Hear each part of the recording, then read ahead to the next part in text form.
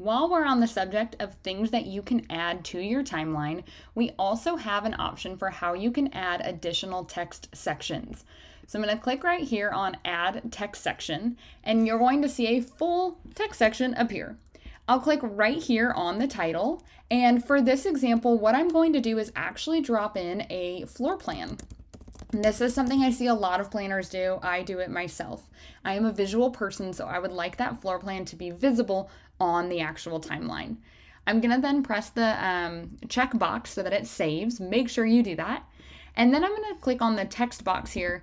I always go ahead and delete the text, but you can always add something like maybe labeling it that this is the floor plan for this room or this venue. Then what you're going to do is come right on over here. We are going to choose a file, and I'm going to come and choose one of my actual events. There we go.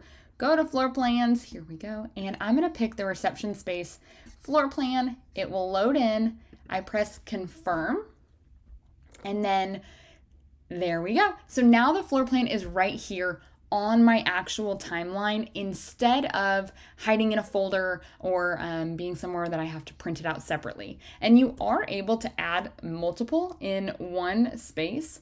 So when I come in here, I can also go right back up here. I'm going to choose another file. Let's say we want to add the courtyard.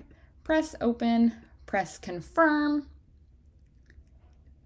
And then there we go. We can save that, and now you have it saved on your actual timeline.